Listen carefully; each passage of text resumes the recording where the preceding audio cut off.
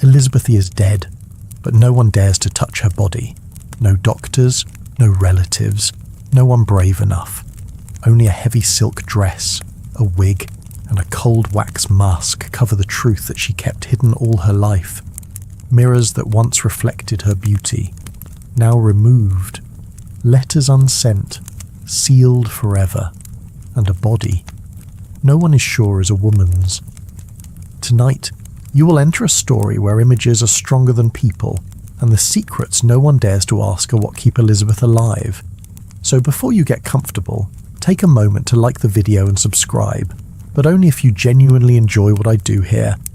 Now, dim the lights, maybe turn on a fan for that soft background hum, and let's ease into tonight's journey together.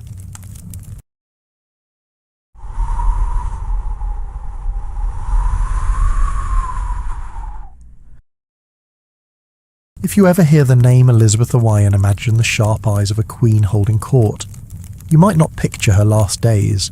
There were no grand speeches, no glittering processions, no advisors gathered in awe. By the end, her world had shrunk to a few dim rooms behind closed doors. The woman who once stood tall above her court now stayed seated for most hours, away from windows, away from people, away from mirrors. The curtains in her chambers stayed drawn, even on warm mornings. No sunlight filtered through the velvet. The air felt stale, thick with the scent of wax, old fabric, and something else no one liked to name. Her bed took up most of the room. Layers of heavy cloth, pillows arranged precisely, not for comfort but for symmetry. Nearby, candles burned constantly, not for light, but for consistency. Even the flames seemed quieter in that space. Only a handful of people were allowed inside, and the same faces, always careful. They knew the rules. Enter silently, bow deeply. Do not look directly at her unless permitted. Do not speak unless asked. Over the years, these expectations had hardened into habit. Even when her hands shook and her words grew fewer, the formality never eased. Her authority didn't rest in volume anymore. It lingered in silence. No mirrors hung in her rooms. They had all been taken away years earlier. It wasn't a dramatic gesture. No shouting, no smashing glass. Just quiet removal. One day, they were there. The next, gone. It was said that she had caught her reflection once and didn't recognize the face. The image she had built over the decades didn't match the truth anymore. So, she chose not to look at all, but the ritual of appearance never stopped. Each morning, her attendants prepared her carefully. A base of white paint, thick enough to hide uneven skin, red for the cheeks, a darkened line around the eyes. Her lips were painted last. The wig was placed gently over a skull that had long lost its natural hair. Pins slid into place, jewels arranged. The process could take hours, and at the end, she might only sit by the window, still closed, and breathe. The woman beneath the powder was smaller now, her spine curved forward, her eyes, once so quick, moved more slowly, tracking people with more effort than interest. Her fingers twitched when they held fabric. Her feet no longer carried her through long corridors, but the performance remained, even when she said nothing. Even when she barely moved. The costume of the queen was there, still intact, still commanding in its way. No one mentioned the change. It was understood. To serve her was to serve the version of her that had once ruled the seas and silenced lords. Not the aging figure who now stared at the floor for hours. The women who dressed her didn't speak of what they saw. The men who guarded her door never asked if she slept. The silence wasn't cold, it was protective. No one wanted to be the one who broke the illusion. Some might call it stubborn pride, but after 4 decades of being a symbol, it's hard to blame her. When you've spent your life controlling how the world sees you, losing that control feels worse than death. Vanity doesn't quite cover it. It was a strategy, and habit, and maybe a little fear. Next, we'll step into the space where those mirrors once hung and trace why Elizabeth chose never to face her reflection again. There had been a time when mirrors were a daily part of her life. In her youth, Elizabeth had them placed in nearly every chamber. Oval ones, square ones, some framed in gold leaf, others edged in simple wood. They hung above dressing tables, leaned against stone walls, and even stood behind curtains where she could see herself from every angle. She'd used them to study her posture, to perfect the turn of her head, to watch how a single raised eyebrow changed the tone of a room.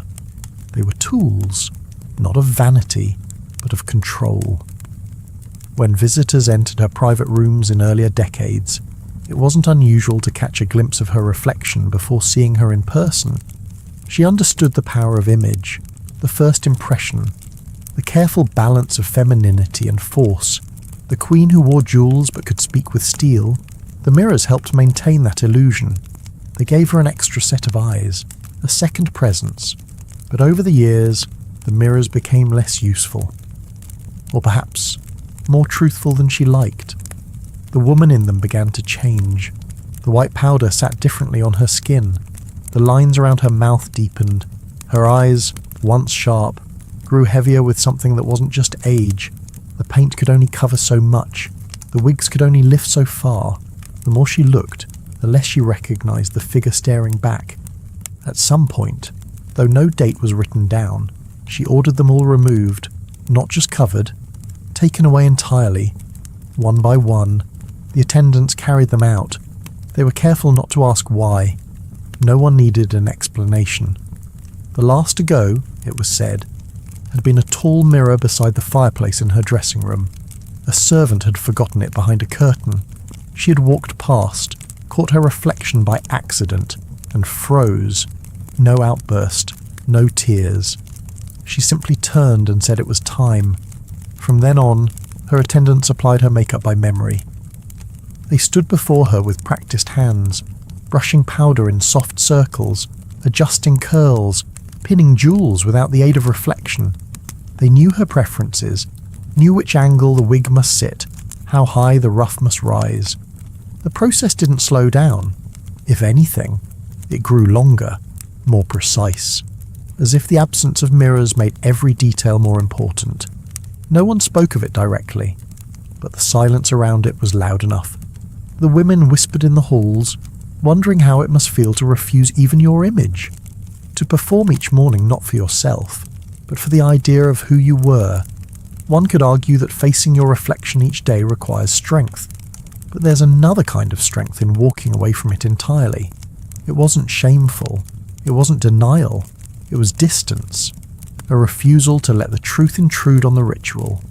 She still wore the crown, still sat in full dress, still moved like the monarch everyone remembered. And if she couldn't bear to see herself as she was, that was her choice. After all, ruling a kingdom is easier than ruling your reflection. They say the mirrors were locked in a storeroom, never touched again, covered in cloth, stored beside broken frames and discarded portraits. Faded glass that once held a queen's gaze, now staring at nothing. And while the mirrors were gone, the powder remained. The layer between her and the world grew thicker, which brings us to what was hiding underneath. Not just age, but something more painful to mask. Underneath the layers of lace, velvet, and gold, it was the powder that mattered most, not for softness or scent, but for what it covered. Elizabeth had begun using it long before age set in. The scars from smallpox had been the first reason. They weren't deep, but they were enough. Enough to remind her that even a queen's skin could betray her, and in a court that valued perfection more than honesty, scars were a kind of weakness. The powder she chose wasn't gentle. Venetian ceruse, they called it, a mixture of white lead and vinegar, smooth to the touch, bright against the skin, and poisonous. Everyone knew it, even then, but it worked. It gave the illusion of flawlessness, of youth, of a face untouched by illness or time. That was enough. Danger didn't matter when reputation was on the line. At first, she applied it sparingly, a dusting across the cheeks, a smoothing around the eyes. But as years passed, The powder grew thicker. The layers built up slowly, like paint on an old wall. One morning, it was a little more than the day before. The next week, another sweep. It wasn't vanity, it was a habit. A way of keeping the face the world expected to see. But the powder didn't sit quietly. It burned, it cracked, it dried the skin underneath until it peeled. The soft tissue around her eyes would blister. The corners of her lips bled sometimes, but always stayed painted. Her attendants had to be careful when removing it. Water didn't help. Oils had to be dabbed, and cloths warmed. Still, the skin came off with the powder. Not every time, but enough times that no one forgot. They noticed other things too. Red patches were forming at the base of her neck, a dull yellow tone under the skin that refused to fade. Some said she grew more tired after long preparations. Her energy didn't return the same way it used to. One lady-in-waiting told a servant that the Queen once fell asleep mid-dressing. Sitting still, upright in her chair, powder half applied, no one woke her. They simply waited. And yet, the routine never changed. Every morning, the jars were opened, the brushes were cleaned, the palette was set out like a painter preparing for another day. The white base had to be even, the rouge just enough to give her cheeks some life. Her lips, painted last, had to look full even when they trembled. To appear without it would be to show what time had done. And Elizabeth didn't owe that truth to anyone. Smiling meant cracking the surface, so she didn't smile much. Her face held still, the powder hiding not just her scars but her emotions. Her eyes had to speak for her, and when even they grew dull, the powder remained, unchanging, unbothered. Servants whispered about the strange colour of her skin underneath, pale, almost grey, thin and bruised looking. One said she once touched Elizabeth's jaw while adjusting a collar and felt the skin shift beneath her fingers. It was soft, but not in the way skin should be. More like parchment, dry and fragile, like something stored too long and left untouched. By then, the powder was no longer just for beauty. It was armour, a kind of second skin, a refusal to let the outside world see the toll of power, age, and time. Some people build monuments of stone. She built hers in white lead, one morning at a time. Of course, it's one thing to wear a mask, another to forget what's beneath it. And as the layers thickened, so did the distance between the Queen and the woman who once wore simpler skin. But that wasn't the only burden age brought. The powder could cover her face, but nothing could hide what was happening to her teeth. The powder could smooth the skin, the wigs could restore the hair, the jewels could distract the eye, but the teeth told a different story. Elizabeth had always had a weakness for sweets. Sugar was a luxury in her time, something rare and expensive, which only made it more tempting. She favoured candied fruits, sweet lozenges, and syrup soaked in spices. Trays of preserved pears and quince jellies were never far from her reach.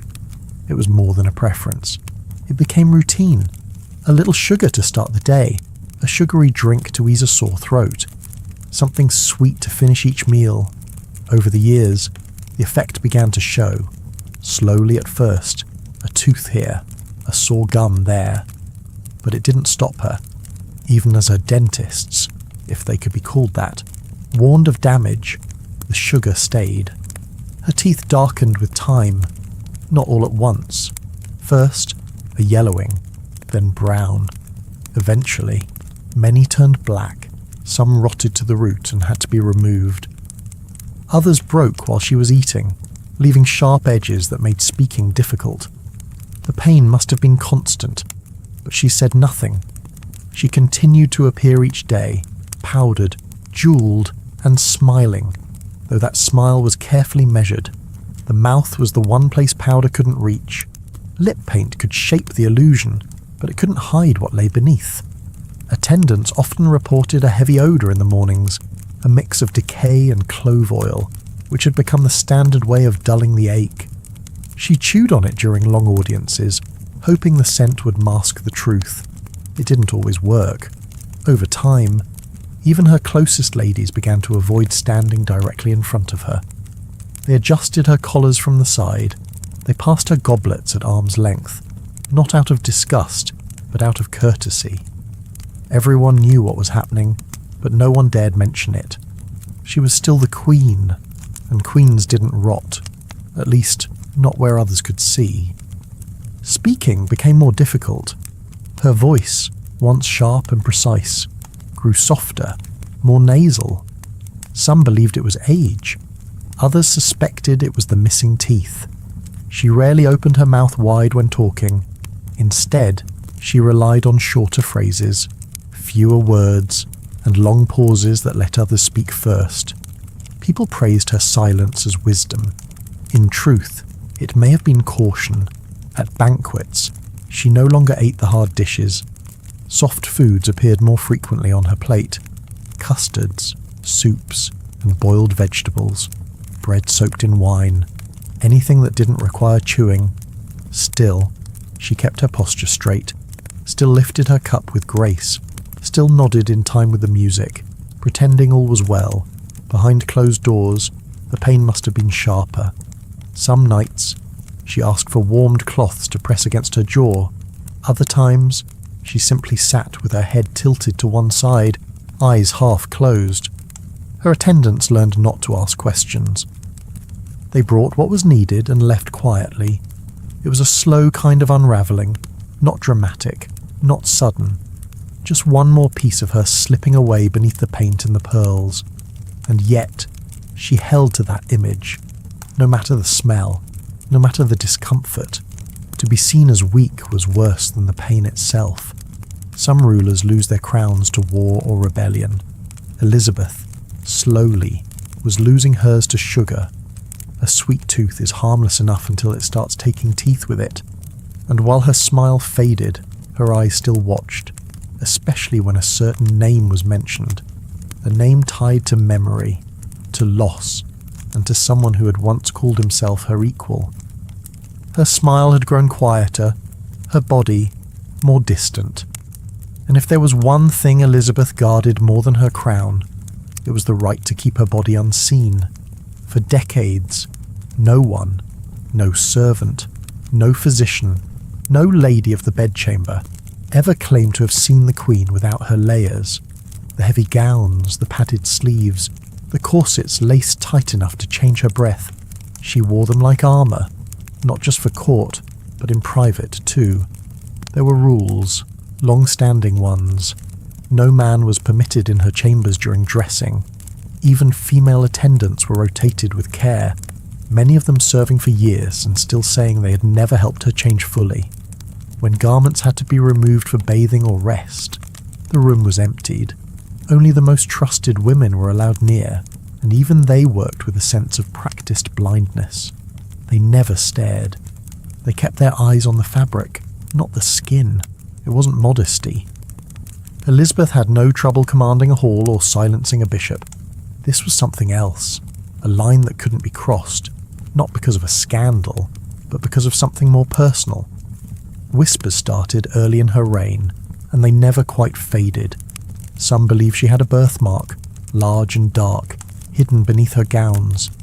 Others thought she bore the scars of childhood illness, ones that covered more than just her face. And then there were the rumours that went further, that she had a deformity. She lacked the anatomy expected of a woman, that perhaps she'd been born with features that did not align with her title. Most people dismissed them as gossip, but the fact that no doctor, especially no man, had ever examined her only kept the stories alive. Foreign ambassadors often returned home with more questions than answers.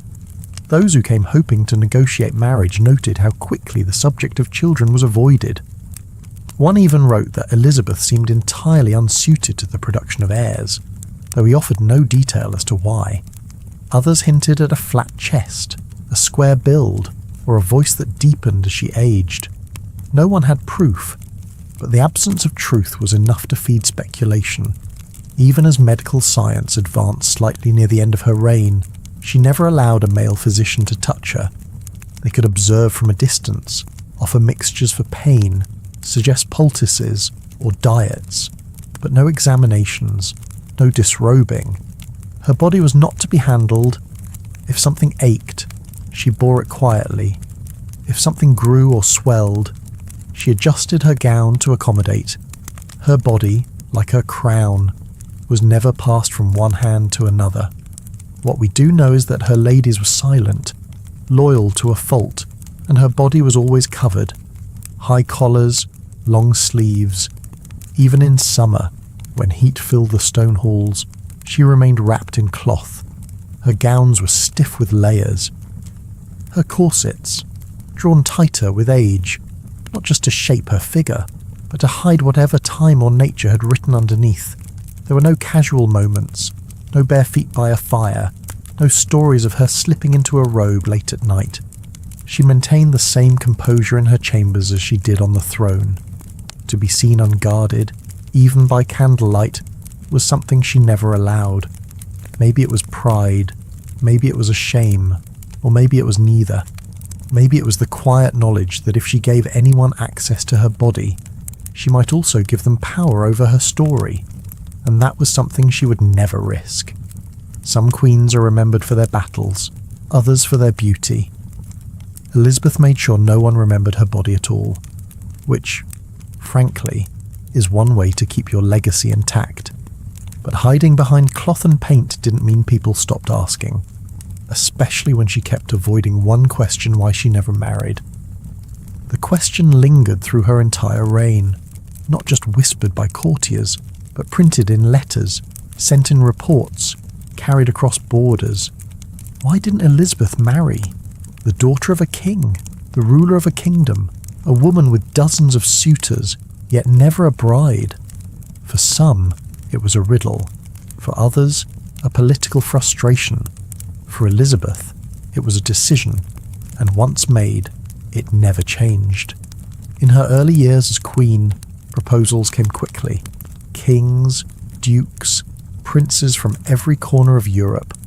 Some were political matches, some hopeful gestures from younger noblemen hoping to rise in fortune. Her council debated each one, weighed alliances, armies, dowries, but none moved forward. The negotiations always stalled. There was always something inconvenient, a clause she didn't like, a loyalty she questioned, a detail that made her say no.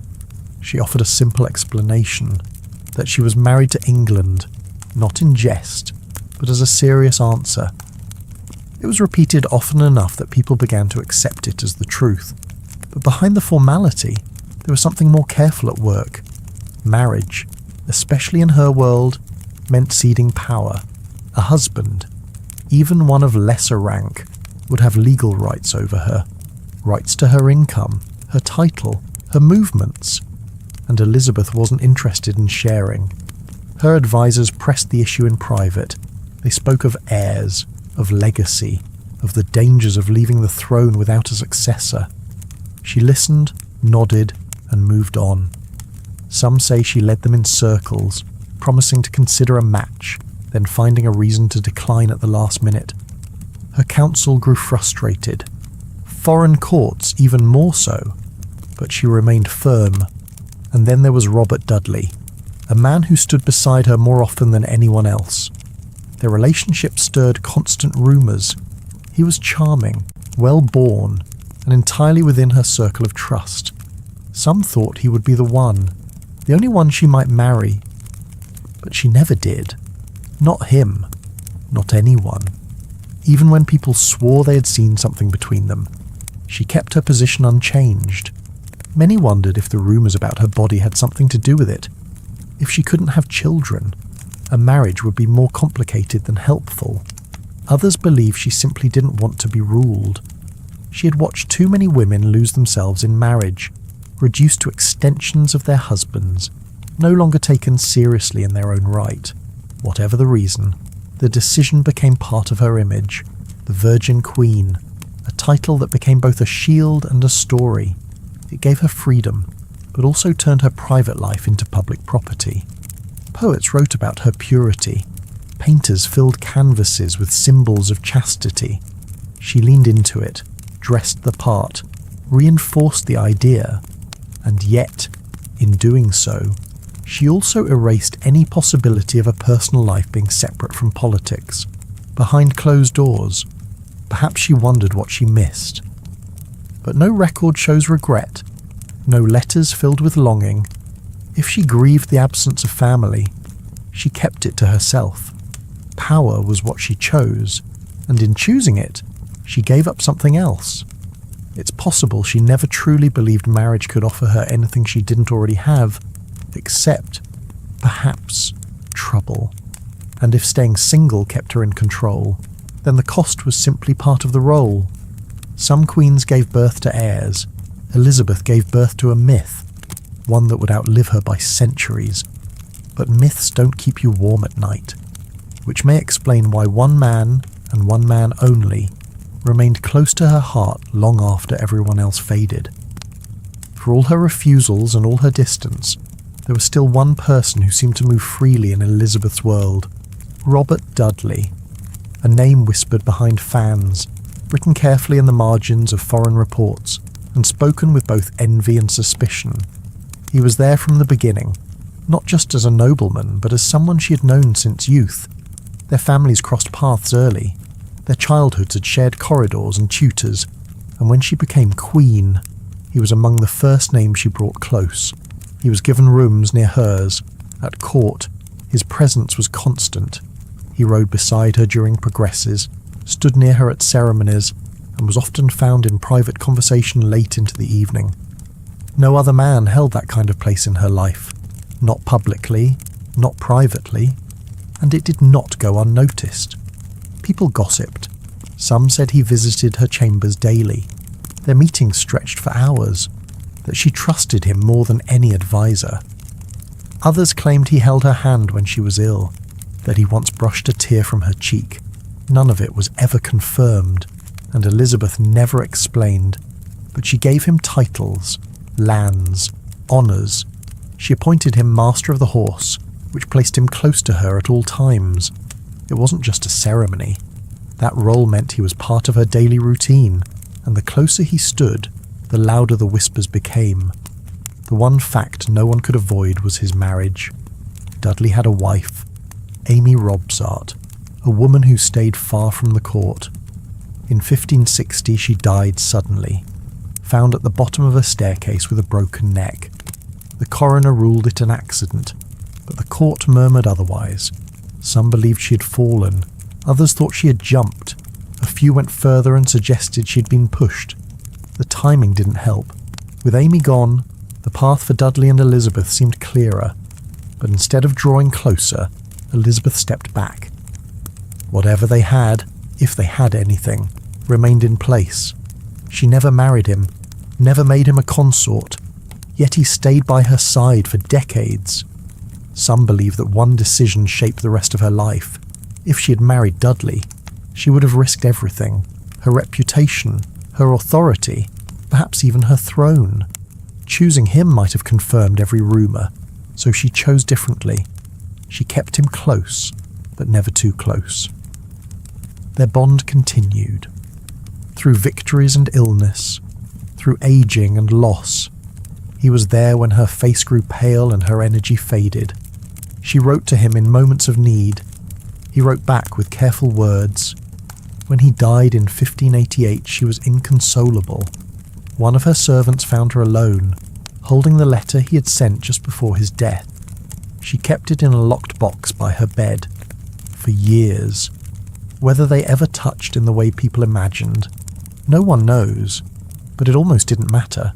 The closeness was real, the kind that defied titles. That blurred the lines between friendship, loyalty, and something deeper. If she loved anyone, it was likely him, and if she feared anything, it was losing herself in that love. Some monarchs wrote poetry, Elizabeth wrote silence, and in that silence, Dudley stayed. Still. Life moved on around them, and with no husband and no child, attention soon turned elsewhere. People began to ask who would rule after her, and the answer was not so simple. As the years passed and Elizabeth remained unmarried, childless, and fiercely private. The questions about her body began to twist into stranger shapes. Whispers that once spoke of scars or sickness started to shift into something more dramatic. One story in particular refused to die.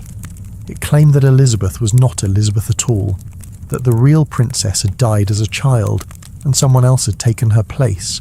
A boy, disguised, raised, and eventually crowned. The story, of course, sounds like fiction, but it had its roots in something real. During her childhood, Elizabeth had spent time in the countryside, away from court, for reasons never fully explained. The village of Bisley in Gloucestershire is often mentioned. According to legend, while staying there, she suddenly fell ill and died. Her caretakers, terrified of what would happen if the king found out, scrambled for a solution. They searched for a child with similar colouring and features. The closest match, the story goes, was a boy. He was dressed in her clothes, taught to copy her speech, and sent back before anyone noticed. By the time the king returned, no one questioned the child who greeted him. She looked right, she spoke carefully, she bowed in all the correct ways, and so the deception lived on. First, through fear, then through habit, and eventually through the crown. Supporters of the theory point to her lifelong refusal to marry, her secrecy about her body, the fact that no doctor ever examined her, the way she covered herself in heavy garments, the absence of children. Even her strong jawline and deep voice in later life are often pulled into the argument. They say she avoided marriage not just to protect her power, but to keep her secret from being exposed. It sounds ridiculous, and yet it lingered. Foreign ambassadors wrote about her in cautious terms. They noted her reluctance to show skin, her long fingers, and her posture. One letter suggested she had a certain stiffness not often seen in women. Another questioned whether she ever menstruated, though no one dared ask her directly. Of course, these are the kinds of details that mean little on their own. But once people begin to believe in a hidden truth, even normal facts become suspicious. Her preference for high collars, long sleeves, and thick bodices suddenly felt like a disguise. Her lack of children became a clue. Her sharp mind, once praised, was reframed as something unnatural.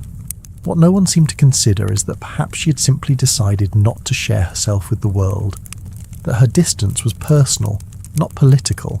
But conspiracy theories rarely thrive on common sense. They feed on gaps, and Elizabeth, by choice, left plenty of them.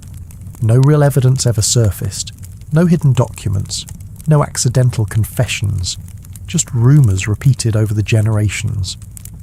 A curious blend of fascination, discomfort, and the refusal to accept that a woman might have ruled so completely on her terms.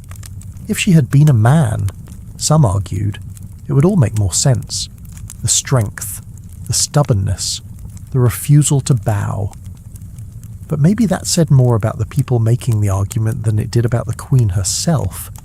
Some people just can't believe a woman could hold that much power without needing to explain it. So they invent reasons, even if those reasons involve switching out princesses in a country village. Still, the theories didn't stop her reign, but they did deepen one lasting truth.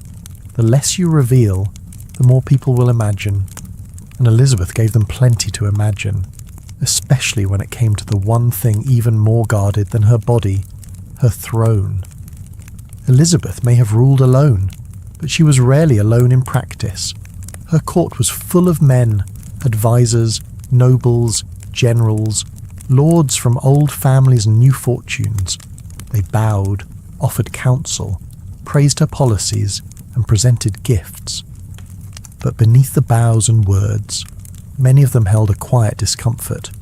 Not all, but enough to notice. Because no matter how long she reigned, some still believed a woman should not rule a kingdom. Elizabeth understood this. She saw it in their glances. She heard it in the careful tones they used when offering advice, as if testing her patience. She felt it in their hesitation, their pride, their assumptions. And so she kept her distance. Not with everyone, and not all the time, but with enough certainty that no man could assume he stood on equal ground. Not in her presence, not while she held the crown. Her court was full of ritual. Every word, every gesture carried weight. But for Elizabeth, what mattered most was control. She allowed men to serve her, but not to command her. If they advised, she listened. If they presumed, she corrected. Sometimes with words, sometimes with silence, and sometimes with removal. Several noblemen found this out the hard way. A careless remark at a banquet. A private letter that found its way to the wrong eyes. A tone was too sharp during the council. These things mattered. She did not tolerate being spoken of like a widow past her prime or a queen slipping towards senility. One earl called her more stubborn than a bishop's widow in private. The words were repeated back to her within the week. By the end of the month, he was reassigned to a distant holding with no official title. Another made the mistake of joking that she ruled as fiercely as a spinster keeps her chickens. He lost 2 estates and was never seen again at court. Elizabeth didn't yell, she didn't confront, she simply erased people, one by one, until her court understood the rules. It wasn't just pride, it was protection. Power had to be maintained carefully. She had seen what happened when men believed they were owed a place beside the throne, so she offered none. Even her most trusted counsellors, like William Cecil or Francis Walsingham, knew their place. They were valued, respected, but never allowed to forget who held the final judgment. And still, she kept things formal. She praised when appropriate. She rewarded loyalty. She promoted capable men. But she never let anyone forget that she ruled alone. There were no shared decrees. No decisions are made in pairs. No king's voice behind the curtain. It was her word, her seal, her court. To some, it seemed harsh, even lonely. But to her, it was necessary. Every inch of space between her and the noblemen around her was carefully measured. Too much familiarity, and she would be questioned. Too little authority, and she would be challenged. So she found the line and walked it daily. The men who lasted longest were not the loudest or the most decorated. They were the ones who understood her balance, who knew when to speak and when to bow, who understood that their titles meant nothing if they forgot who gave them meaning.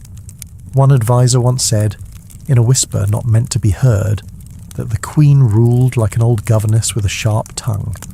He was politely removed from his position and given a post so remote that even the rats needed directions to find it. And while the noblemen learned to hold their tongues, the world outside began to wonder how long this balance could last, especially with no heir in place and the crown's future still uncertain. She had built herself carefully, not just in words or laws, but in fabric, paint, and ritual. Elizabeth didn't simply rule England, she embodied it. Every appearance, every gesture, every outfit was deliberate. From the moment she stepped out of her chambers, she was the queen the world expected. Regal, polished, composed. Whether meeting a visiting ambassador or walking through the gardens, she did so with the same measured elegance. Her gowns were chosen days in advance. Layered silks, embroidered bodices, stiff collars standing tall around her face, pearls sewn into cuffs, gold threads catching candlelight. Even the colours mattered. White for purity, crimson for power, black for mourning or solemn days. Nothing was random. Her wigs were combed and curled each morning, arranged high with jewelled pins and ribbons to match the occasion. Her face, painted with care, showed no sign of fatigue even when her body trembled. She learned to sit without slouching, to stand without swaying, to walk slowly enough to look graceful but steady enough to avoid questions. No one saw her lean against a wall. No one saw her rest her head in her hand. In public, she was a figure carved from certainty. Even during illness, the performance continued. There were days when her joints ached, when she could barely hold her fork, when her breathing turned shallow. But when a visitor arrived or a letter needed a reply, she rose. Her ladies helped her dress, lifting her arms gently into sleeves, tying the corset tighter to hold her upright. She winced, but only in private. Once the doors opened, she was ready. Sitting on the throne, she looked exactly as she always had, upright, watchful, composed. She never let her discomfort show. She believed deeply that if she faltered in public, the nation would feel it. Her presence was not just symbolic, it was a signal that all was well, that the Queen was still strong, that the centre was still holding. There was discipline in it, a kind of daily endurance test.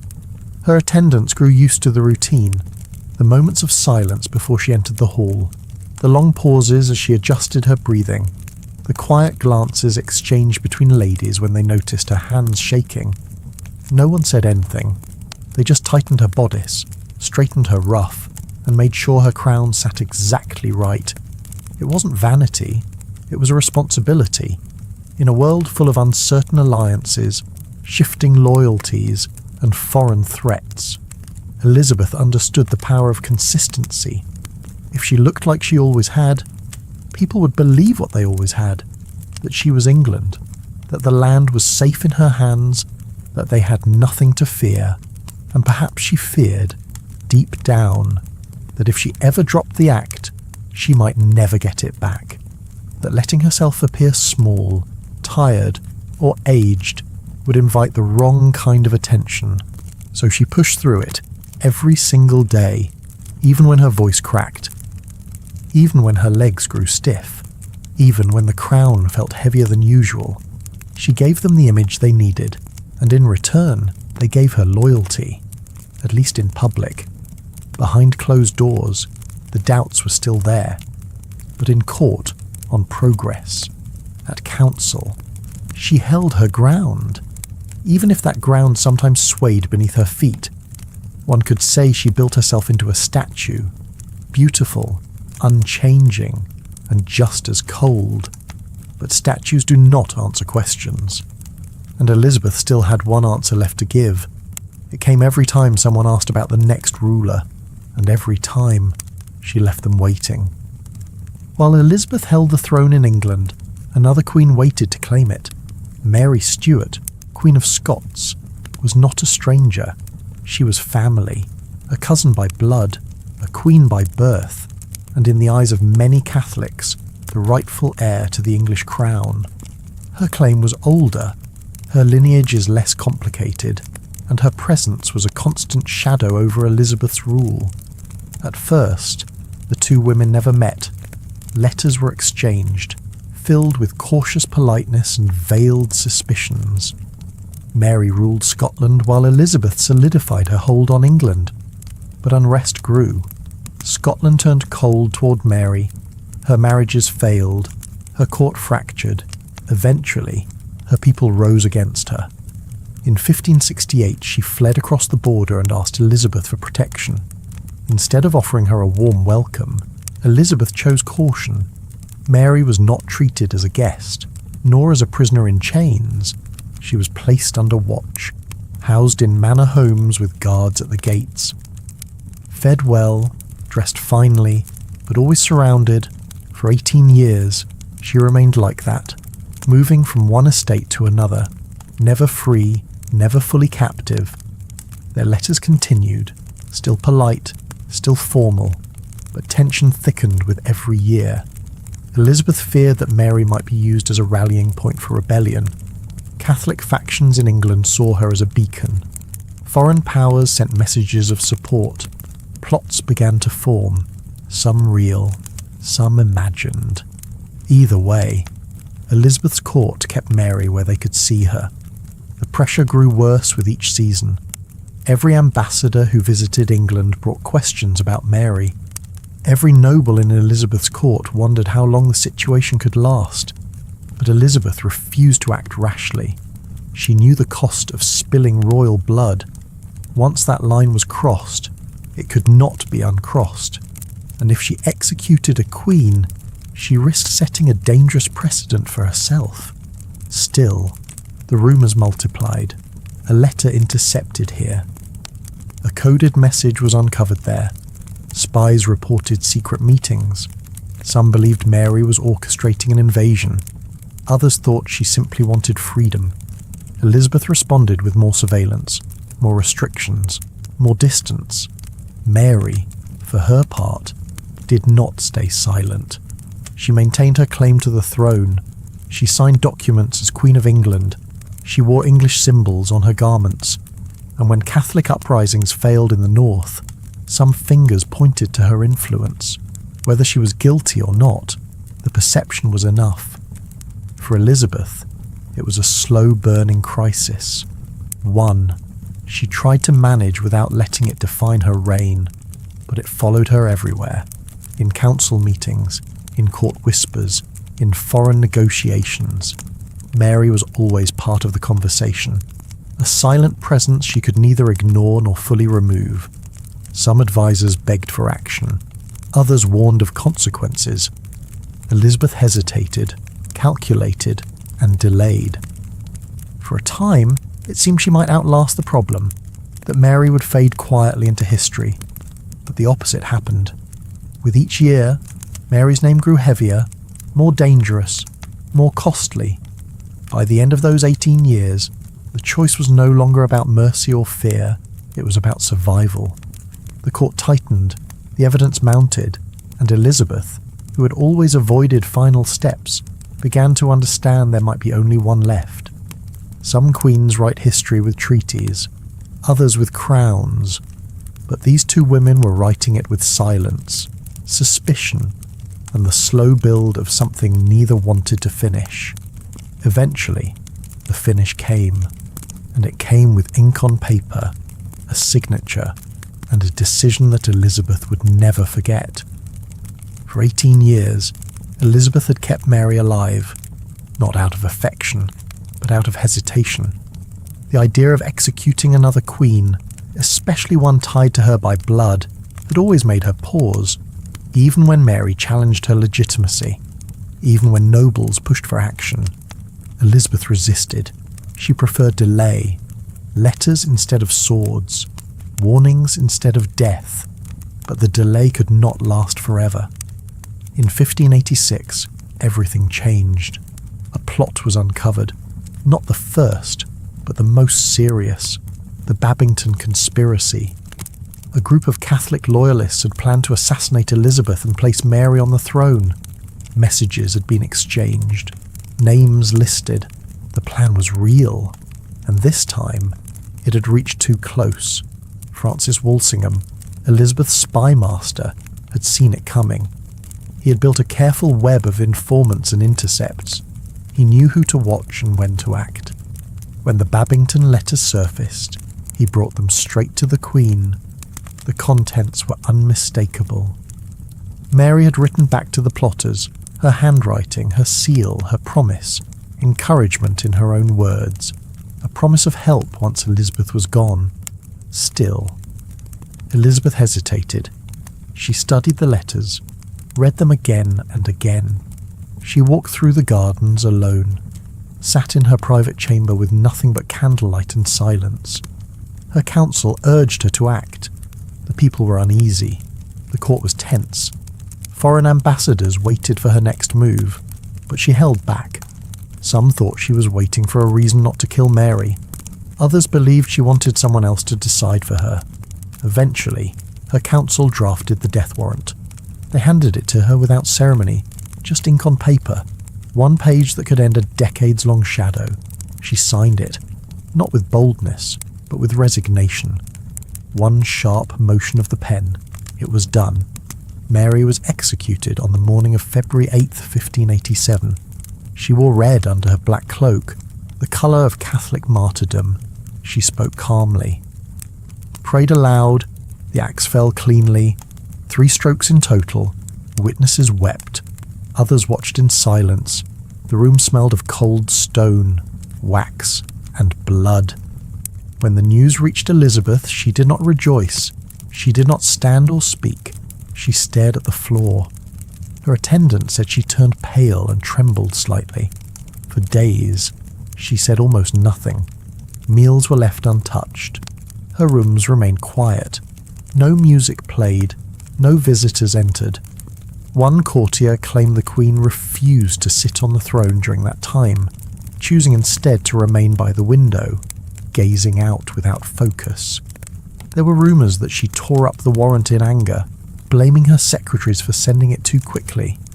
Others said she wept behind closed doors and asked that no one speak Mary's name again, whether it was guilt or grief, or something harder to define. Her silence lasted nearly 2 weeks. Elizabeth had spent her life crafting an image of control, of certainty, of distance from emotion. But this moment cracked the surface.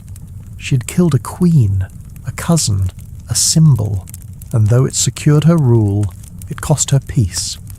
Eventually she returned to the council, dressed in stiff black silk, powdered and composed. The throne room filled again.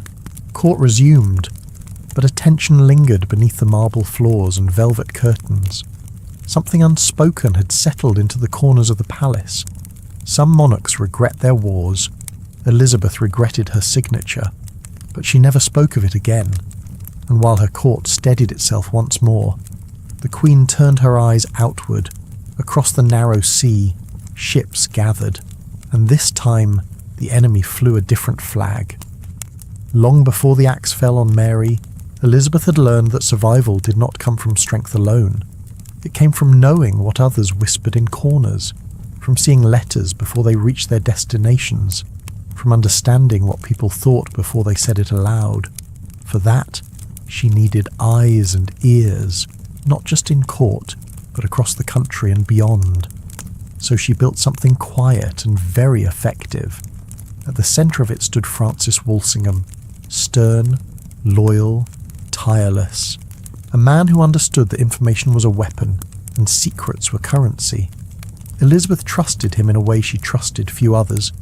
While others debated policy, Walsingham collected names. He listened without speaking, read without blinking, and kept files no one else was allowed to see. He placed men and women in churches, taverns, shipping ports, and private homes.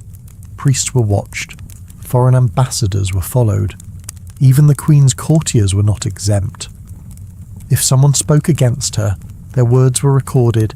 If someone wrote a letter of concern, it could be opened before reaching its recipient. If someone joked too loudly about the Queen's age or her marriage status, they might find themselves questioned by men in plain coats. It was not dramatic, it was quiet, efficient. Files were kept in locked chests, letters copied by hand, reports delivered at dawn. Elizabeth read many of them herself, not every page, but enough to know who around her smiled too often or not enough. The tone of laughter in a hallway, the wrong sort of toast at a banquet. She noticed these things. She remembered. People knew they were being watched. That was part of the strategy. It made them cautious, careful with their words, measured with their opinions. Even loyal courtiers spoke with one eye on the nearest curtain. Elizabeth rarely commented on what she knew, but sometimes, without warning, a promotion would be denied, a seat at dinner would be removed. A planned journey was suddenly delayed. She did not need to punish often. The fear of being observed was usually enough, and those who were caught rarely returned. Some were imprisoned, others vanished from court without mention. Their names faded quickly, replaced by silence. No one asked where they had gone. They simply adjusted the seating plan. Elizabeth did not enjoy this part of power, but she saw it as necessary. Plots had formed before, some had come close. The Ridolfi plot, the Throckmorton plot, the Babington plot. Each time, she survived not by luck but by knowing before others acted, and each time, her trust in surveillance deepened. There were no grand displays, no show trials, just a quiet rhythm of paper and ink, a system that kept her informed, often before her enemies even realized they had become enemies. Walsingham's reports arrived folded and sealed. Some bore red marks, others black. She opened them with steady hands, often reading them while attendants combed her hair or prepared her gown. She grew used to the feeling of being hunted. It settled into her bones. She never walked a hallway alone. Doors were always checked twice. Candles lit early and left burning longer than needed, even in her private rooms. She sometimes glanced over her shoulder, not because someone was there, but because someone might be. It was a lonely kind of safety, surrounded by people, yet always apart from them. Every compliment was weighed, every gift is examined, nothing taken at face value. Some queens ruled with charm, Elizabeth ruled with caution, and a little paranoia, sharpened daily like a blade, just in case. Still, not all threats came with daggers and letters. Some wore lace and smiled sweetly, especially those who claimed to love her. Behind the gowns, beyond the paint, beneath the crown, Elizabeth was a mind always at work. From a young age, she had been trained not just to behave, but to think. Her education was rigorous. Tutors were chosen with care. Lessons began before the sun rose and continued after others had gone to bed. Latin, Greek, French, Italian. She read them all. Not in fragments, but fluently. She could quote philosophers and translate scripture. She understood history not as a list of names, but as a pattern to be read and applied. Her favourite texts were complex. Theology, diplomacy, and poetry are woven with difficult phrasing. She marked pages, wrote notes in margins, and debated her tutors until they grew tired. Yet when she entered court life, she learned something else, that showing too much intelligence made people nervous, especially when that intelligence came from a woman. So she began to shape it. Do not hide it, but adjust it. She listened more than she spoke. She asked questions she already knew the answers to. In meetings, she let others make suggestions first, then built on them carefully, never too sharp, never too sudden. She understood the comfort of being underestimated. Let the Lord speak freely, she thought, as long as she made the final decision. In private, she kept her mind busy. She composed letters with layered meaning. She drafted speeches that danced between compliment and command. Her writing was full of double meanings, well-placed pauses, and careful metaphors. She didn't just enjoy words, she used them as tools, sometimes as shields, sometimes as weapons. She often played with language, turning phrases inside out, making jokes that only half the room understood. Some thought her cryptic, others called her brilliant. Most just nodded and smiled, not sure if they had been praised or warned. Her private study was quiet and lined with books, heavy volumes bound in leather. Scrolls are stored in neat rows. A small desk stood near the window, not grand, but worn smooth by years of use. She often read there in the early hours, with only one candle and a cloak thrown over her shoulders. Her ladies knew not to disturb her. If a visitor arrived too early, they were told the Queen was in thought. She wrote her speeches. Every word was reviewed, rewritten, and read aloud to herself. She practiced tone, pace, emphasis. Some believed she had a gift for speaking. In truth, it was preparation. Every pause had a reason, every glance was timed. She understood how to hold a room, not by raising her voice, but by filling the space with certainty. And yet, she let others think she was guided, advised, even influenced. She allowed that illusion because it gave her freedom. People who believe they are leading are often easier to follow. Occasionally, someone would challenge her intellect, suggest that her decisions were emotional, that her words were rehearsed by others. Those people rarely lasted long. Some were dismissed, others quietly faded from court. Elizabeth never raised her voice in those moments. She simply waited for them to talk themselves out of favour. She knew the limits of her position, knew that power held too tightly could slip through the fingers, but she also knew how rare her mind was, and how dangerous it might seem if shown too clearly. Some queens ruled with beauty. Elizabeth ruled with strategy, wrapped in velvet. Yes, but thinking always 3 steps ahead. Even in laughter, she measured the room, especially when that room included a visitor she trusted more than most, a man who once stood beside her in youth and who would reappear when she needed comfort the most. The older she grew, the smaller her world became. Elizabeth, once so visible, began to disappear behind doors that rarely opened. The palace, with its long corridors and grand halls, became quieter. Her footsteps no longer echoed through every wing. Her presence, once constant and commanding, settled into a few shadowed rooms behind thick curtains and heavy tapestries. She lived in a private section of the palace where only the most trusted attendants were allowed to enter, even though they moved carefully with hushed voices and soft shoes. Candles burned at all hours. Windows were covered. Light was no longer welcome. The sun revealed too much. Wrinkles, tremors, the changes of time. Elizabeth preferred the glow of wax. It was forgiving. It softened everything. Her chambers were well furnished, but not cheerful. The furniture was old and familiar. Cushions flattened from years of use. The scent of lavender and old wool filled the air. Routines ruled the space. The same chair by the fire. The same robe was folded at the foot of her bed. Meals were brought to her room. She no longer dined with courtiers. She no longer walked the gardens. The floors creaked beneath slow steps. Drapes collected dust. She feared being seen, not in scandal, but in weakness, a bent back, a limp, a face no longer smooth beneath the powder.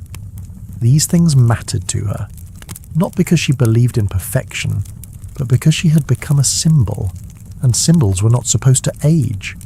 The people remembered her differently, as tall, sharp, dazzling. She did not want to shatter that memory, so she chose seclusion. Her people still loved her. At least, that is what she was told. But she no longer stood at the balcony, no longer waved to crowds. She had seen too many monarchs lose respect when they showed signs of decline. So she chose silence, chose distance. She ruled from behind layers of fabric and ceremony. Visitors were rare. When they came, they were led to carefully prepared rooms. Spaces were warmed in advance, fresh flowers arranged, mirrors adjusted, but Elizabeth remained elsewhere.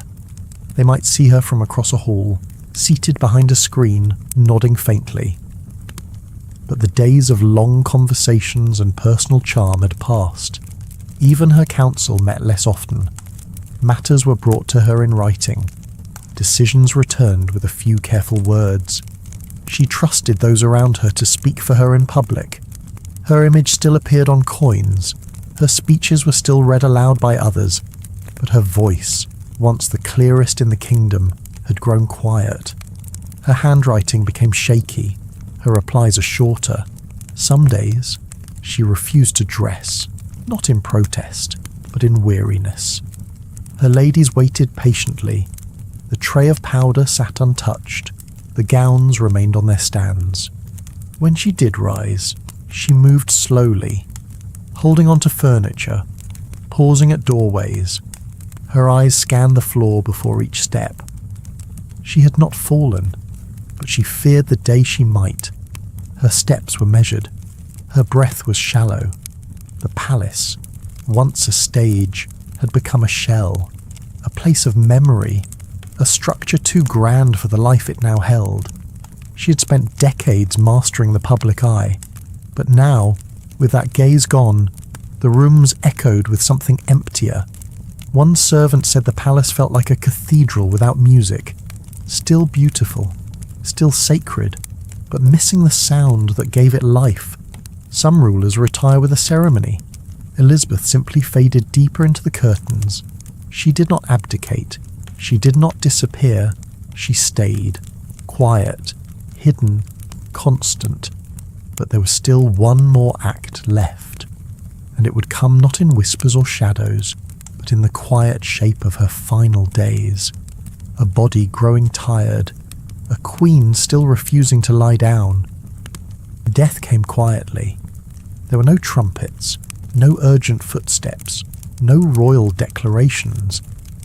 Elizabeth remained seated in her private chamber, surrounded by thick curtains and heavy air.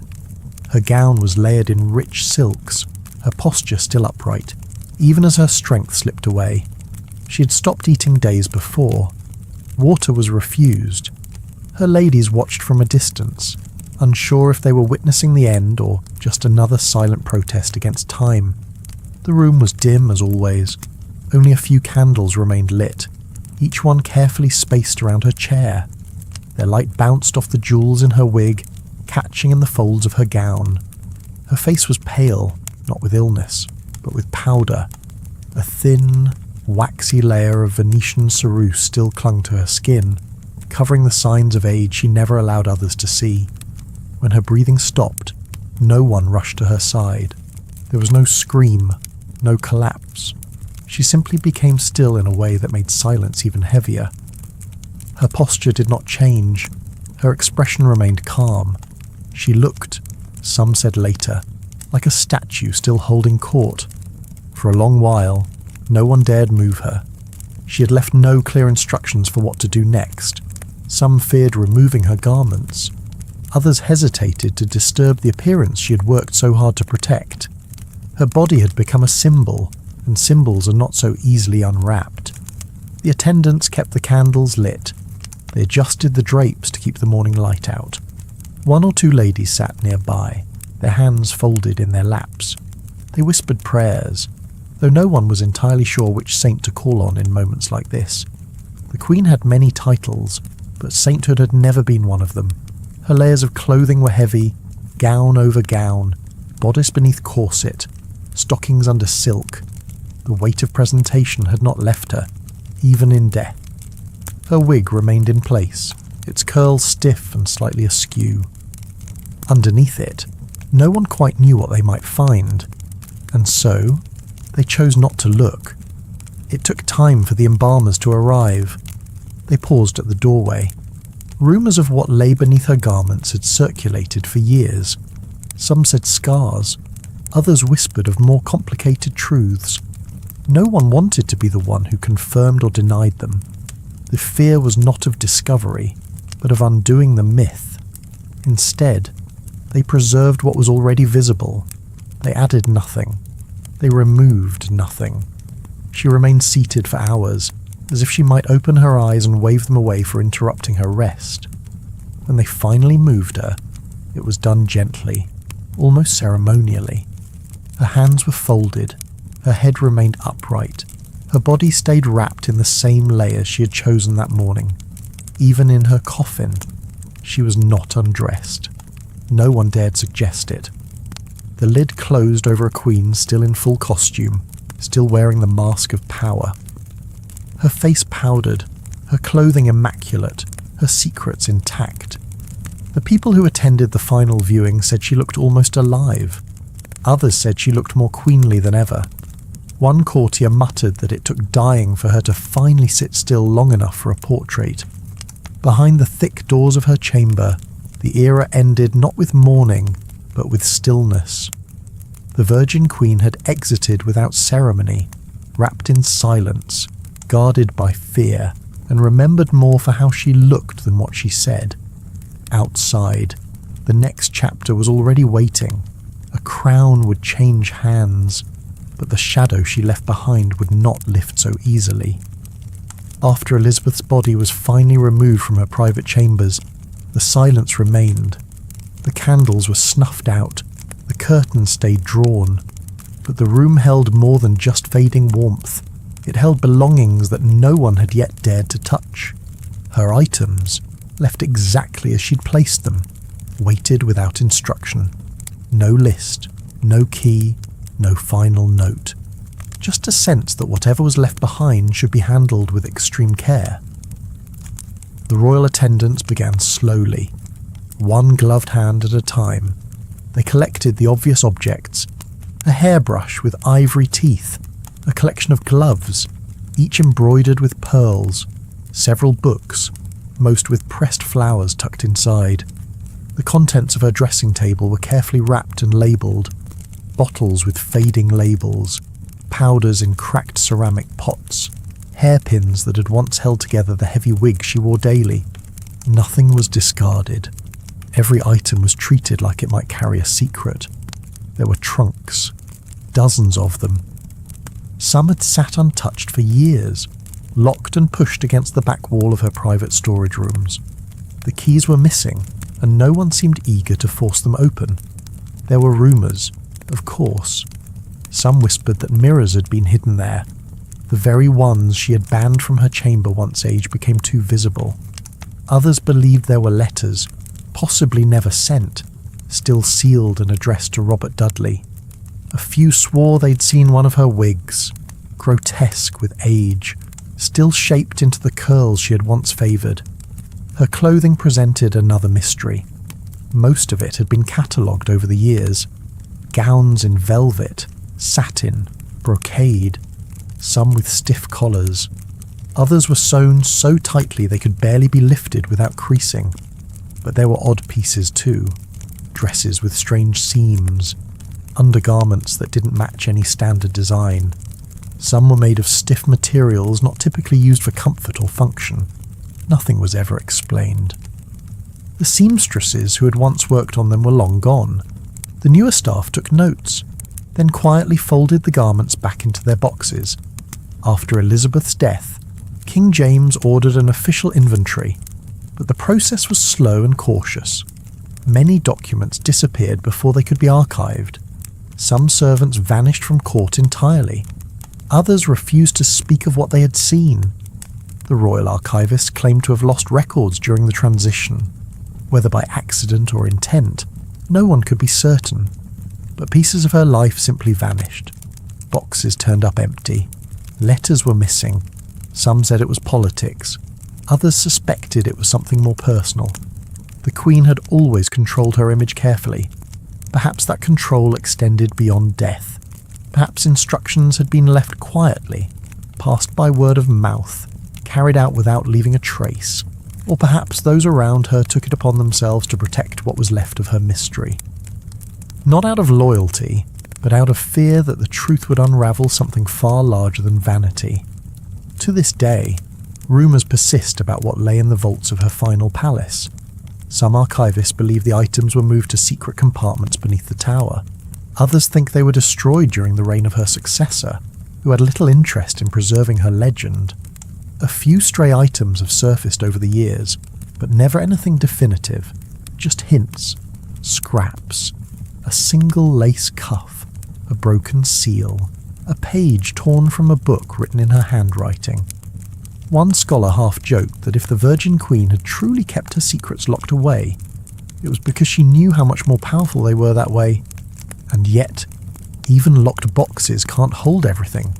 Some parts of her past would still find their way out, especially the ones too strange to stay hidden. When Elizabeth passed, there was no child to carry her name forward, no young heir raised in the corridors of Whitehall, no secret son waiting behind velvet curtains. Her death left a throne without a direct successor. It was the end of a bloodline that had ruled England through one of its most turbulent centuries. The Tudor dynasty, once bright with Henry's bravado and stained with Anne Boleyn's fate, came to its final full stop with a queen who had chosen solitude over lineage. The crown passed to James VI of Scotland, a distant cousin, born of another branch entirely. His mother had been Mary, Queen of Scots, the same Mary whose execution Elizabeth had delayed and debated, only to eventually authorise. Now, that same bloodline claimed the throne. It was a quiet irony that no one mentioned out loud. History has a habit of circling back on itself, even in royal chambers. James was proclaimed king swiftly, his accession smooth, at least on paper. There were no uprisings. No rivals marched on London. Elizabeth's carefully curated reign had left a country tired but relatively stable. The people accepted the change, not with enthusiasm, but with resignation. A long chapter had closed. It was time, perhaps, for a new one with fewer masks and less ceremony. Still, there was grief. It came slowly, in small gestures, Shopkeepers hung black cloth over their windows. Church bells rang without rhythm, as if unsure how to mark the moment. In villages far from court, farmers paused in their fields to speak of the Queen they'd only ever seen on coins. Some wept, others shrugged. Mourning does not always come in grand expressions. Sometimes it's just a space at the edge of routine. In London, crowds gathered to hear the official announcements. They read the proclamations with care, as though Elizabeth might still be hidden between the lines. But there were no surprises, no sudden revelations. Only the fact that the Tudor name, once shouted across battlefields, would now be spoken less and less. Her father had built the legend, she had sustained it. But legends, like monarchs, do not last forever. At court, her ladies-in-waiting folded their duties into silence. Many were dismissed, others simply faded from record. The tapestries remained, the furniture stayed, but the rooms lost something. A pulse, perhaps, or just the tension that had always hung in the air when Elizabeth was near.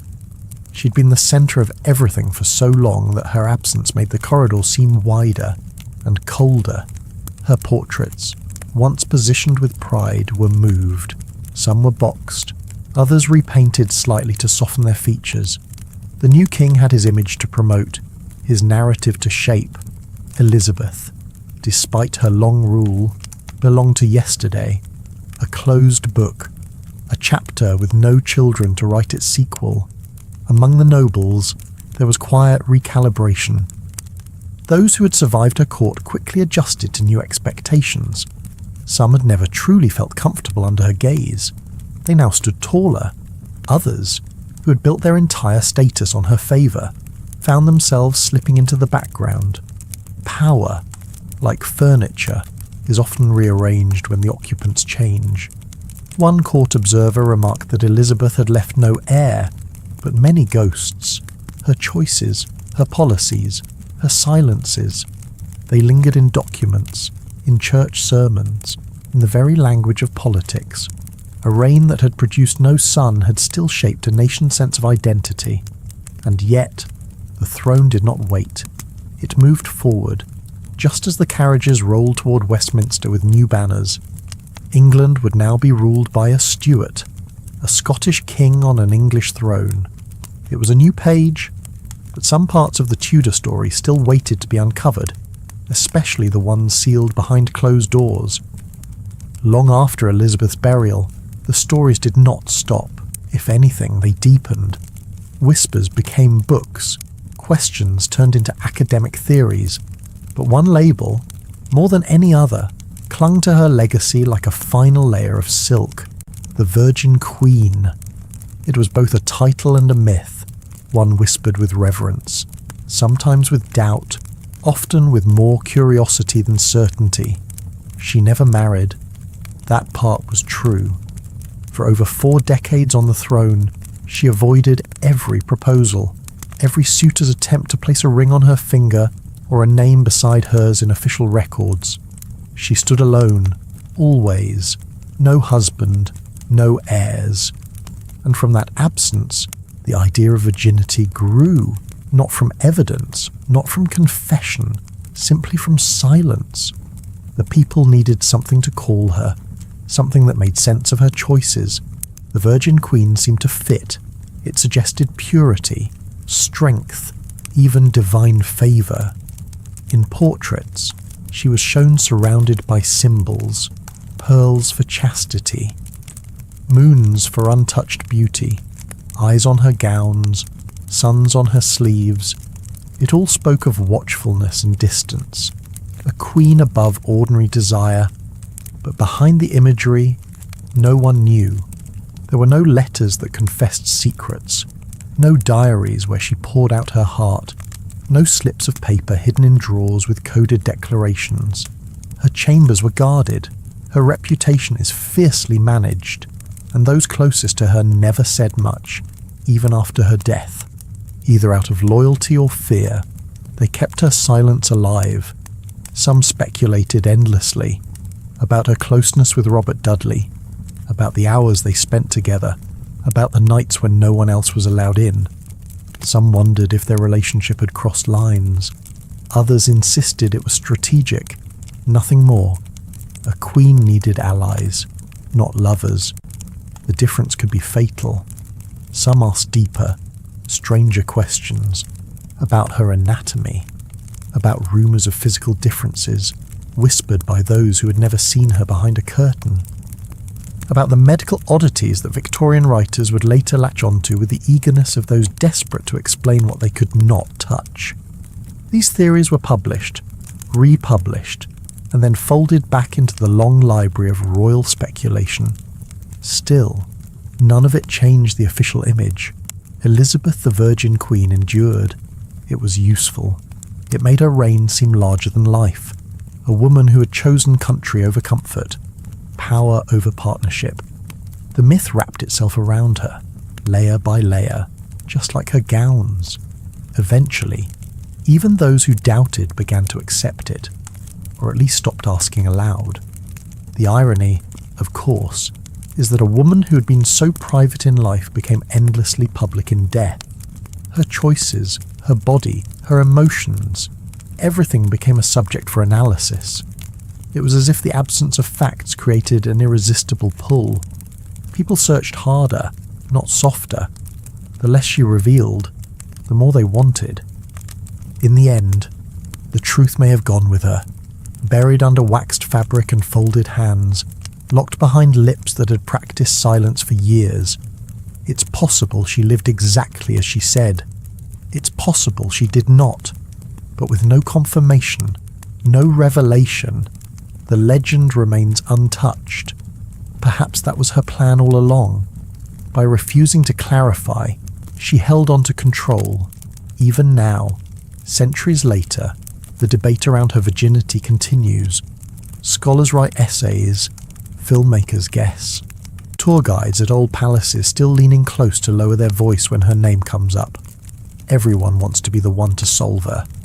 But she left nothing behind to solve, just the title, just the question, and just enough mystery to keep the next chapter slightly out of reach. Centuries after her death, Elizabeth remained alive in a different way, not in flesh, not in name, but in portrayal. The stage was adopted first. Actors in powdered wigs delivered speeches in her voice. The theatre took her crown and gave it fresh lines. Audiences watched as her decisions played out in grand gestures. Later came books, then films, then television dramas. Each generation found a new way to imagine her.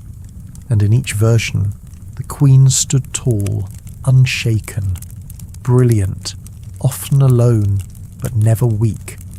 The Virgin Queen with the firm jaw and sharper mind. A woman who controlled every room she entered. She was made into a symbol of power, of sacrifice, of singular vision.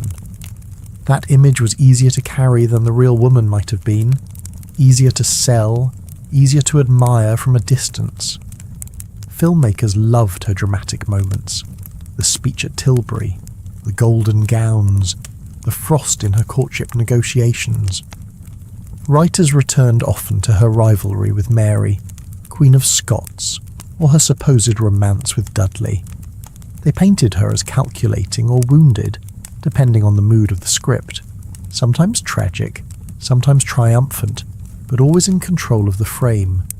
What was often left behind, though, were the quiet moments. The long evenings when candles burned low in her study. The handwritten letters were folded and set aside, never sent. The silences between decisions. The ache in her back from sitting too long at the council.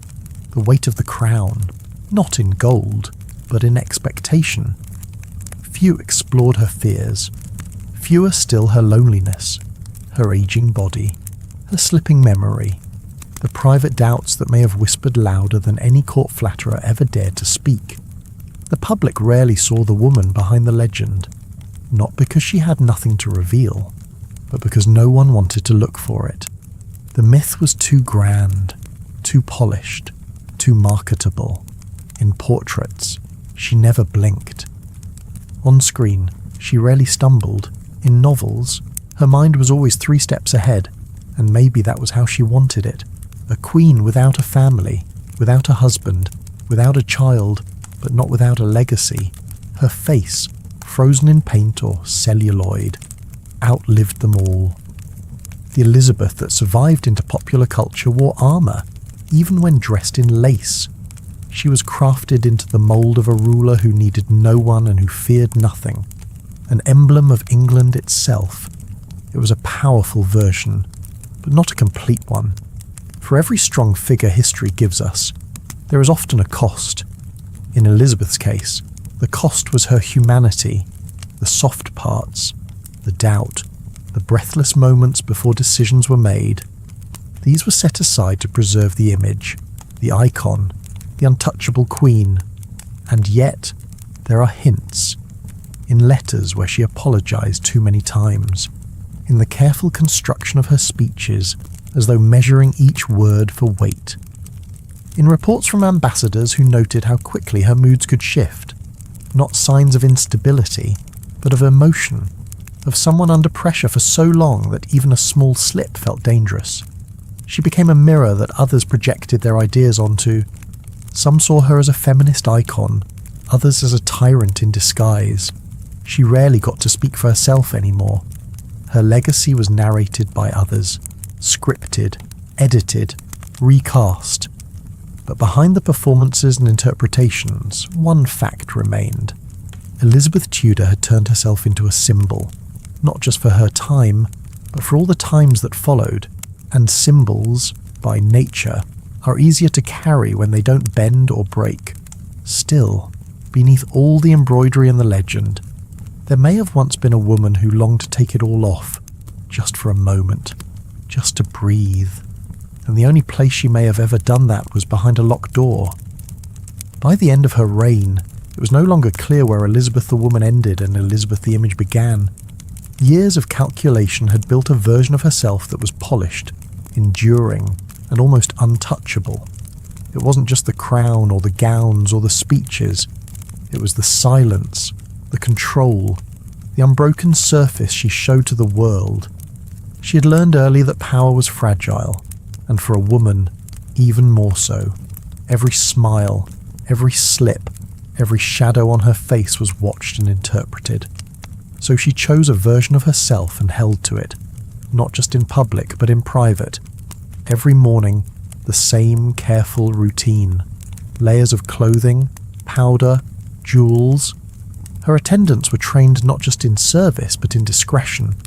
No one spoke of weakness. No one mentioned pain. Over time, the performance became the person. What began as a strategy hardened into a habit. She stopped being seen as a woman and started being spoken of as a figure. A living statue in pearls and velvet. Someone to be admired but not approached. Stories began to spread of how even in moments of illness, she refused to be seen lying down. She insisted on sitting upright, even if it took effort. Her image had to be maintained at all costs. Those closest to her said she was never truly alone, but she often felt it.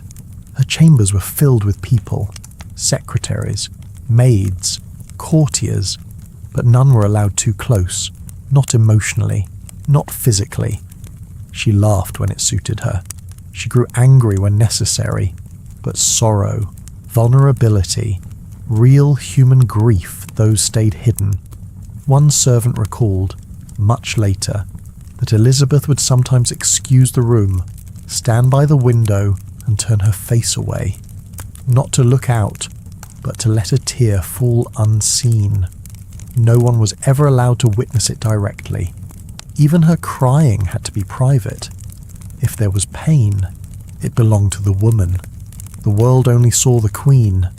This separation was not just emotional, it became physical. She stopped letting physicians examine her closely. She avoided full reflections, ordered mirrors removed, and restricted her attendance to the most trusted few. If anyone commented on her health or appearance, they were quickly dismissed. The version of herself that had ruled for decades could not be chipped away, not even by age. Over time, this perfection became a prison. The image that had protected her also isolated her. Every day was a new performance, every gesture rehearsed, every public appearance is a test. The people around her stopped speaking plainly. They spoke to the crown, not to the person beneath it, and Elizabeth, perhaps, began to forget how to speak plainly in return. The woman who had once been witty, clever, and sharp in debate softened her words into ceremony. Her conversations became shorter, she silences longer. She no longer needed to be convincing, she only needed to remain convincing. The cost of becoming a legend was becoming distant, even to herself. There was little room left for uncertainty, no room for fatigue, certainly no space for failure. She had to be forever composed, forever sovereign, even when her hands trembled slightly while holding the scepter. Some say this was the mark of greatness, that she mastered the art of monarchy in a way few others had, but others wonder what was lost in the process, what it must have felt like to carry so much expectation that even grief had to be hidden behind a curtain. She'd become more than queen. She'd become a symbol, a story, a performance, and a myth. And myths, as everyone knows, cannot cry. Yet behind every closed door, there may still have been a woman who wanted nothing more than to let herself be seen. That image, too, was real, just never allowed to step into the light.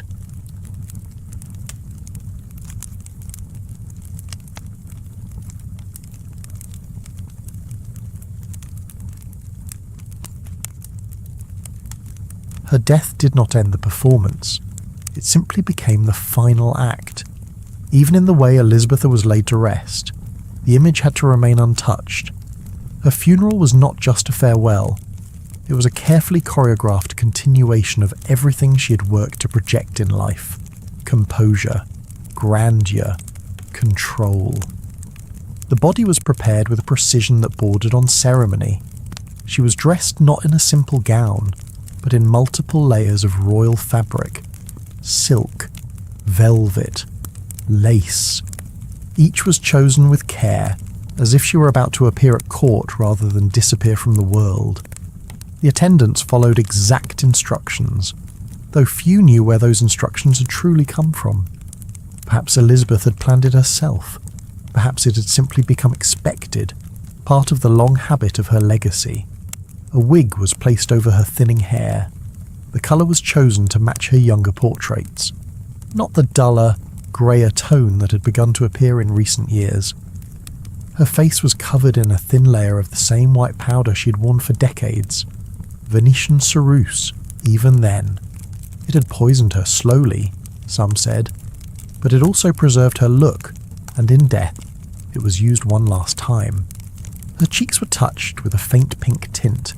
Her lips were shaped gently, as if ready to speak. She was not to look asleep. She was to look eternal. The coffin itself was lined and sealed with care, but it wasn't closed right away. For hours, members of the court were allowed to come and look, not to mourn, not entirely, but to witness, to affirm that the Queen, even in death, still held her image intact, that nothing had cracked beneath the surface, that the face they saw now was the same one that had watched over England for 44 years. People whispered as they passed, quietly, but not sorrowfully. They spoke of her beauty, her poise, her presence. They said she looked just as she always had. Some even claimed she seemed more alive now than in the final years of her reign. No one commented on the stiffness of her hands or the way the powder couldn't quite hide the lines around her eyes. No one dared to speak about the truth beneath the cosmetics. That was not what she had left behind. This final viewing was her last audience, a gathering of courtiers, diplomats, and nobles who had served her, feared her, and admired her. They filed in, bowed their heads, and left without making eye contact, just as they had done when she was alive. The rules did not change with death. If anything, they became stricter. Even the eulogy avoided personal touches. There were no stories of private warmth, no mention of laughter behind closed doors. The words focused on victory, on strength, on the stability she brought to the realm. England, they said, would never forget her, and yet they were already beginning to reshape her into something easier to remember, a queen without softness, a monarch without flaw. Her burial was held at Westminster Abbey, in a tomb that would stand beside her half-sister Mary. A strange pairing, given the rivalry and pain between them. But politics had a way of tidying up even the most personal wounds. The effigy placed on top of her grave showed her serene, dignified, untouched by time. It was the final portrait, the last version of Elizabeth that anyone would ever see. And like all the versions before it, it was carefully designed, nothing accidental, nothing unguarded. In the end, she was buried with her crown and her secrets, the powder, the wig, the robes, everything still in place, as if she might rise again for one more ceremony, one more audience, one more moment in the light. But the curtains had finally closed. Only one part of the story remained. The bells did not ring in celebration. The streets of London remained quiet that morning. After more than 4 decades on the throne, Queen Elizabeth then was gone. Her chambers, once filled with flickering candlelight and cautious whispers, now echoed with silence. There were no children to weep, no husband to carry her memory, only attendants, court scribes, and those tasked with preserving the ceremony of her exit. England had entered a new chapter, but no one quite knew how to begin it. The Queen had been the face of stability for a generation that had known too many storms. Her presence, sharp and polished, had guided the country through rebellion, religious division, attempted invasions, and political games that stretched across Europe. Now, the centre was gone, and what remained was the space she had once filled. Her death marked the end of the Tudor line. The crown passed not to a child or even a close sibling, but to James I of Scotland, a foreign king for some. A necessary choice for others, yet even he, with all his ambition, did not replace her. He only followed her. In the days after her funeral, stories began to shift. The careful narratives told during her reign softened at the edges. Servants spoke of locked rooms and strange rules. Advisors recalled moments of indecision. Rumours, long suppressed, returned to the surface. But for every whispered doubt, there remained a stronger truth, that she had ruled, on her own, without husband, without heir, without apology. The image she built was powerful, but it came at a price. A life lived under constant pressure, every gesture rehearsed, every word measured, even grief was hidden. There was no diary to read from, no final confession. Elizabeth left no open window into her private thoughts. She let her symbols speak louder than her voice. The white face paint, the red wig, the jewels, the speeches, the silences. Each one was crafted carefully to shape what the world saw, and to block out what it should not. Even in her final years, when pain crept into her joints and her memory blurred at the edges, she held fast to that image. She did not want to be seen weakened, not by her court, not by her people, not even by her reflection. So she removed the mirrors, covered the windows, surrounded herself with routines that would carry her through the days. She did not fade away. She remained until the very end, exactly what she had always been. A queen first, a woman second. But when the candlelight dimmed and her body was prepared for burial, the question returned. What had it all cost her to carry a kingdom on her shoulders, to keep secrets buried so deep that no one dared look for them, to be remembered not for who she was, but for how well she had concealed it? Her story lingers today not because of romance or rebellion, but because of mystery, because there are still things no one knows. Some letters were never found, objects never displayed, choices never explained, and perhaps in that silence lies the truth of her legacy. She was not just the Virgin Queen. She was not just the last Tudor. She was not just a woman on the throne. She was a person who understood the game of power better than most, and who accepted that playing it meant sacrificing more than comfort. It meant giving up certainty, giving up closeness, giving up the chance to be seen fully. But she did not flinch. She played her part to the end, and in doing so, she left behind something both inspiring and unsettling, a model of strength. Yes, but also a reminder of what strength often requires. Maybe the lesson is not to become like her. Maybe it is to understand the cost of becoming untouchable, of living so carefully that no one knows where the crown ends and the person begins. If you have stayed with this story until now, thank you. You have walked through candlelit halls, past velvet curtains, and behind the walls of a palace shaped by fear and pride. You have watched as a woman turned herself into a monument, brick by brick, layer by layer, until even those closest to her no longer knew what stood beneath. Tonight, may you find rest not in her secrets, but in the quiet after the page turns, in knowing that even the greatest stories end in stillness, and that behind every crown, no matter how heavy, there is simply a person who tried to hold it steady. Sleep well. Good night.